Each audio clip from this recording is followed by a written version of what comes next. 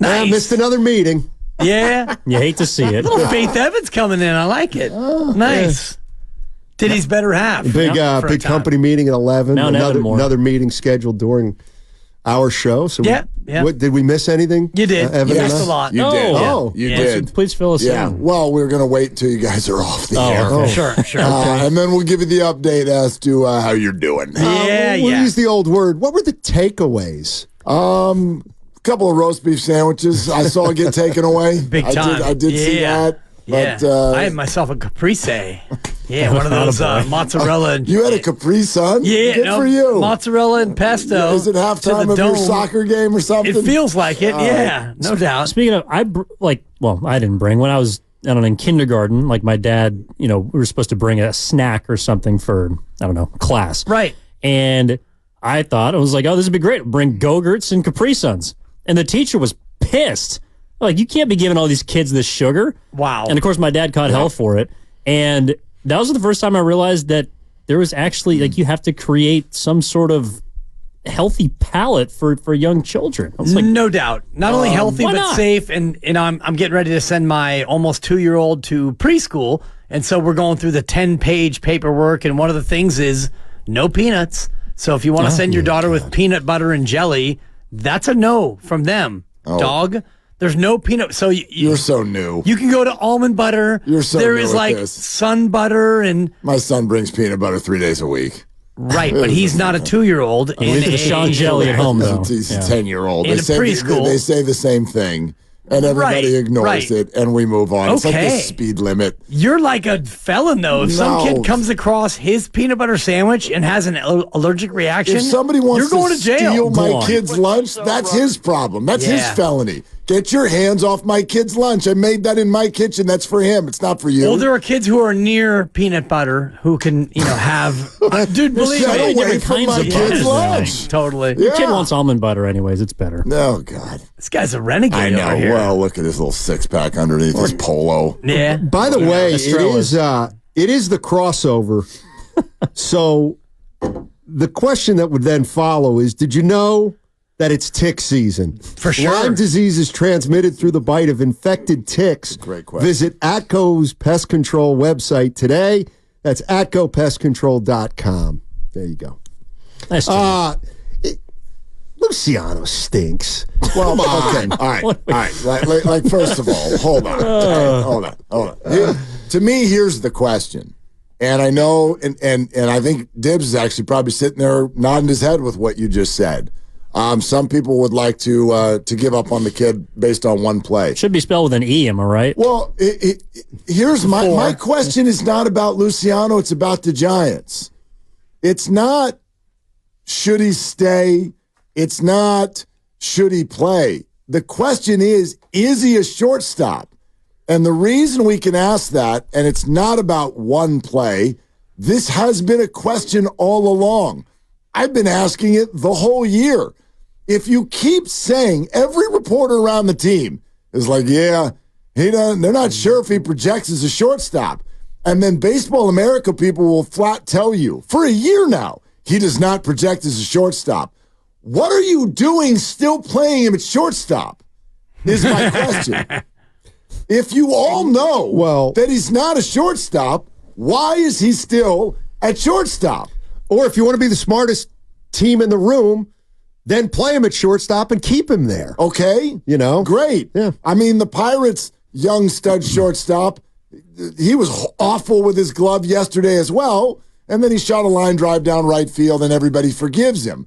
So I don't know if this is so much about, like, play the kids, you're going to take your lumps, which is like, it's always funny to me. Like, that's a can of corn ground ball. You don't need to be experienced to pick that up.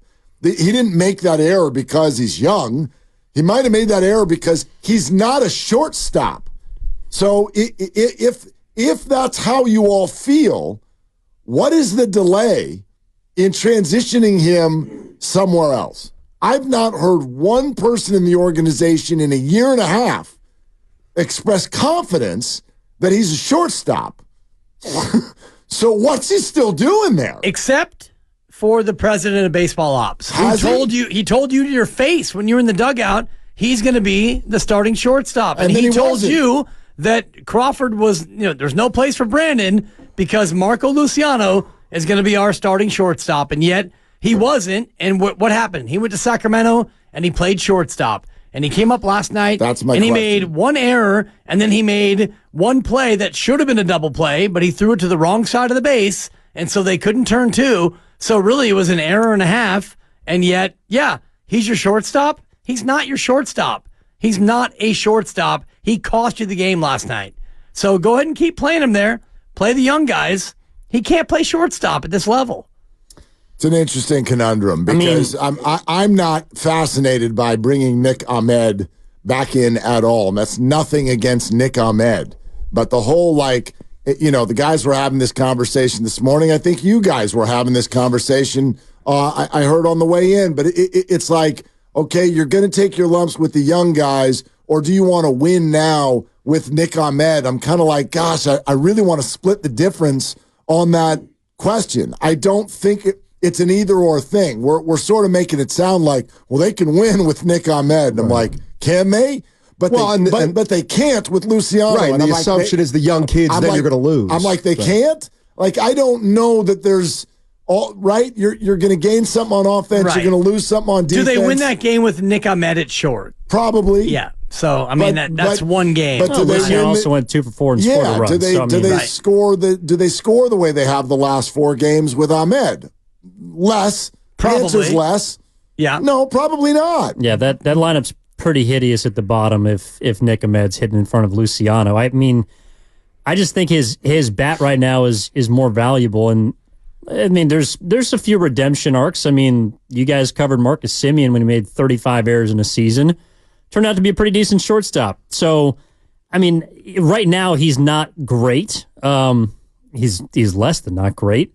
But at the same time, I just unless you want to put Estrada there and move him to second, I don't know if that's something people have thrown out there. He's just going to keep playing until Ahmed comes back, and then maybe you evaluate how valuable his bat actually is. But I mean, he's got to play short. I don't know where else to play him. He made some good plays too. Like I'm not where you are, Dibs. I'm not reacting because of one play. It's a bigger issue. 2 plays. Well, no, but he also made some really good plays. Yeah, we're looking at it now. Yeah, nice little play, nifty to his left, picked it up and threw out. It's like I think that the conversation has maybe accelerated too fast for my taste. Is a very frustrating, ill-timed, bad error. Beyond bad. Well, the ball caught him. But yeah, but for me, it's a bigger question of I don't understand why the organization seems to be sort of like tap dancing for the last year and a half. Is he a shortstop or not? If he is, tell everybody so that we will be ready to deal with this stuff. Right. Like what we got last night. Is he your shortstop? And if he's not, well, he is right now, yes. But he should have been in April. To your point about your conversation with Farhan last year, and he said that he was going to be the guy, and then he wasn't. If he's the shortstop. That's what I mean. You're tap dancing if you're an organization. If he's going to be the shortstop, he should have been all year, and prepare us for the bumps and bruises, the brutal errors like last night by saying, look, come hell or high water, we are giving him some runway. That's what you said at the end of last year. Give him some runway. Then once we know that in our mind, we can give him some runway. But then you don't even let him start the year. You hide him in Sacramento. You sign Nick Ahmed. Then when he gets hurt, you call up Casey Schmidt. You're telling us that you're so unsure about everything. Right. Then you stick him there and he loses you a ball game. And so I just think you need to pick a direction. Either let us know that we're supposed to deal with bumps and bruises, or start putting him in left field and see what he can do. Like, you got to do one or the other. I mean, I think if the bat plays, he should stick there. Like, there are examples of players that play shortstop, and their bat is the reason why they play, because they are average or sub-average defenders. Xander Bogaerts in Boston was not a great shortstop, but he's a silver slugger, so he's going to play shortstop. They also let him walk. Yeah, but he also gave you 10 years of above-average hitting. I don't know. And your team here is old. built on pitching and defense. Your team is not built on being a massive offense. You've got Logan Webb on the mound, and you bring your closer in, and you're hoping for defense. And it's a 6-2 lead. And if you had Nick Ahmed on the roster, maybe you would have put him in for defense because you knew that Luciano is not a good defensive player. But you don't have that luxury right now. I mean, someone like Bo Bichette is an average to sub-average defensive shortstop, but he plays shortstop because he hits. Like, that's why he plays there. And I know it's a little bit of a different team, but if Luciano is the bat that you were promised, the reason why his bat is so valuable is because he plays shortstop. Because that position generally does not produce offensively the way other positions do. Totally get it, but it also mitigates some of what you do if you lose ball games out there. Like, it is an incredibly important defensive position, and this organization 3 years in a row has gone into the offseason saying, so we need to be better defensively, and we need to be more athletic up the middle of the baseball field. It's why they signed Jung-Hoo Lee. They have openly stated that was a goal. So I'm with you. I am not jumping ship after one bad play. It's an awful play. It lost you a ball game. But by the same token, I just want it, why can't the organization just say it? He's our shortstop, and we're going to check this out for a couple years. He's the number 45 prospect in baseball. We are opening up a runway. But they're signaling all year was, we don't have any confidence in him. We have no confidence in him. We have no confidence in him. Okay, here, you're the shortstop. And then you make an error to lose a baseball game. And it's like, tell us, do you have confidence in him or do you not? Are you going to sink or swim? Because if you don't like him as a shortstop, if you're going to sign Nick Ahmed and then call up Casey Schmidt when he gets hurt, then get him the hell out of there and put him in left field or do something. Start training him somewhere else. Is he a third baseman? I don't know. But the whole idea of he's our top prospect, let's create runway for him, but then take every opportunity to put other people there. I just don't understand it. That's all. I have no issue with riding through a bad error. I want to see him there again today. Oh, sure.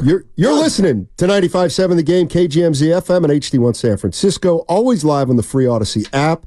Twitch and YouTube powered by First NorCal Credit Union. You want Draymond to coach the Warriors? Is that what you're saying? Less than I want Luciano to be shortstop. And I don't want Luciano to be a shortstop of the Giants. Oh, I see. If Draymond becomes the head coach of the Golden State Warriors, you can go ahead and take my jerseys. You can take my shirzies. You can take my free giveaway shirts. You can take my sleeve jersey that I got about 9 years ago, and you can throw them all into, not the dumpster, not into a bonfire, but into a big bag, and it's off to Goodwill. I'm out. Why Dibs? Because Draymond Green is, to me, indicative of a guy who I do not want representing my team as the head coach. I don't want him mentoring my young players. I don't want him to be the face of the franchise. I don't want him on a weekly with Willard and Dibs every afternoon. What do you mean? That'd be great. Wow, I do. That would be the most good listen interview in the Bay Area. Oh, I'm for real. You don't want a weekly with Draymond Green on the radio. No. Wow. I would. What about a podcast? You know what this company would do if you said that? Phony. I mean, I'm saying it. You can sit out that segment. Fine, then. I'll sit it out. I'll do it solo. Yeah, but that would be unlike what other interviews, right? Well, exactly. That would be awesome. Yeah, I mean, he would be controversial, but would he be a good coach? Do you want him to coach the young people in your organization? You want him to mentor your young 18 and 19-year-olds? I don't.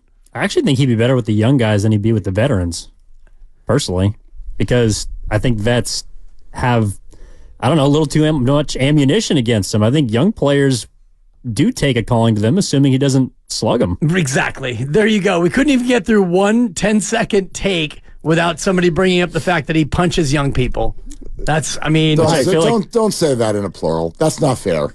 Don't say that in a plural. Oh, he punched young people. Well, I'm a big believer in life that you are not defined by your absolute best moment and you are not defined by your absolute worst. And I don't want to spend this time collectively to run down his best moments with an S, because there have been more than one time when he's had a bad moment. Right, but he's not. Young people, mediocre people, old people, all the rest of it. But only once where he punched someone. Well, you could ask Yusuf Nurkic how he feels about that. I don't know. Why would I care about what Yusuf Nurkic thinks? Did he not punch Yusuf Nurkic? He did not punch Yusuf Nurkic. Okay. No. Did he body slam Michael Beasley? Did he punch LeBron James?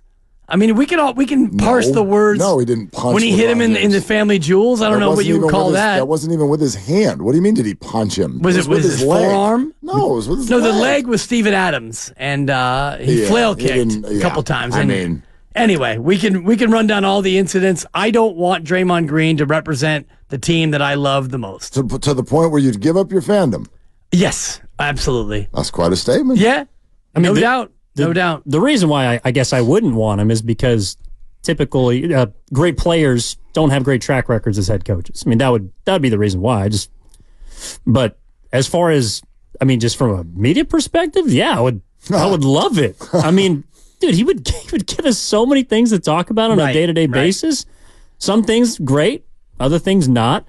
But he's polarizing. I mean, I think it's one of the reasons why I enjoy watching him on Inside the NBA, because I'm not sure what he's going to say. Well, I'd add this, and this is less about Draymond, more in a general sense. And this, I think it's always a challenge for people who come to know something one way and then it changes in life. Like, you know what I mean? There's probably some 75-year-old baseball fans who somewhere are still upset that the DH has come to the National League. You know what I mean? Like that stuff is difficult for people. The bottom line is, this is the kind of hire that the NBA is starting to move toward. Like, there is actual smoke that someone younger than LeBron James, who is also his podcast co-host, might be his head coach next year. Like, that's a thing. The former players who pop out of the league and retire and then get gigs. Like, what did Steve Nash do to be a head coach? I have no idea. But this is a growing thing within the industry, and to a degree, baseball as well, where you've seen like the manager become like less of a leadership position. It's more kind of a co-manager type of a thing. And so I think it's challenging for fans who've been around for a long time to understand that it's going to start looking and feeling different. And people who you wouldn't think are quote-unquote head coach material are going to be head coaches. And I do think we should open our mind to some of that. I'm not speaking directly about Draymond on that comment, but in general, that, like, you got to start thinking outside the box a little bit. I mean, the last two Warriors head coaches, I guess the current one and the one before, are non-traditional. Yeah, I mean, they had no experience. I would agree with that. Yeah, and J.J. Redick going to get a job with the People Lakers, are calling him the next maybe. Pat Riley, though, Dibs. Right. Before he's coached a game. Because his hair, or, I mean, why is he the next Pat Riley? Because he's got Pat Riley's style characteristics. Yeah. He'll give an F. If you want to name all of the other coaches that you just were talking about, Steve Nash and Mark Jackson and Steve Kerr, these are all coaches who have a different countenance and a different behavior pattern than Draymond Green. I don't know if Dennis Rodman or Rasheed Wallace or Ron Artest, Meta World Peace have gotten jobs. And let me know if they have. And I know Steiny was saying that Rasheed is coaching in the high school area in Philadelphia. Good for him.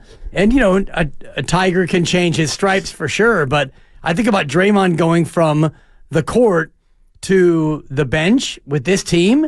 It's not something that I'm interested in or excited about. Interesting comps of the names you just brought up, though, because there is a very significant difference between those players and Draymond Green. Those players were never considered basketball savant type coaches on the floor. Good players, and obviously instigators, and Draymond is all of those things in terms of characteristics, but you'd agree that Draymond's a smarter basketball player than those guys, no? Maybe not Rasheed Wallace. Rasheed Wallace was a very smart player, very gifted player, and he played in a different era where he wasn't able to do things that Draymond does, and Draymond as a point guard for this team, he is one of one. And you can run through the Basketball Reference until the end of the show, and you can try to come up with a comp for Draymond Green. There isn't one in what he does as a player and as a leader and the basketball IQ and all the rest of it. I'm thinking about the behavior. And when you're a head coach and you've got 82 games and you have to be the leader and the number one tone setter, and I think about what Draymond does on the court, where we all watch him. He's a ticking time bomb of emotion. Is he going to get a tech here? Will he get thrown out here? Will he punch a guy, choke a guy, flail kick a guy, groin punch a guy, body slam a guy? It's all happened. But does that mean he would coach like that? I don't know if he wouldn't. Right, but you don't know if he would. Right, but I would imagine he would be more prone to that than somebody like J.J. Redick, for example. Well, a guy who has never done any of those things on the court. Yeah, I don't know if that's a good or a bad thing, to be honest with you. Okay. You know what I mean? Who's the coach right now in the NBA closest to Draymond in behavior? I don't know if it's relevant, to be honest with you. Again, it's relevant to the question that he'll be a coach, I think. Well, but we don't know that that's who he'd be as a coach. Like, you're putting a characteristic on him that I don't know that we know yet. Like, all we know is what we've seen from him in the association. Right, but it's completely reasonable, I think, to think that a lot of those behaviors are triggered by the actual art of playing, the emotion of playing. Right, not being in a polo on the sideline. Like, that would actually be my bet. That would be my guess. Yeah. I don't think he'd be the same person as a coach. And that's fair for you to think that. And, you can also look at things that he's done off the court, such as pimp slap a Michigan State football player at a party 7 years ago and think that maybe that's the behavior that he would bring to the floor as well. All right, what do you guys got today?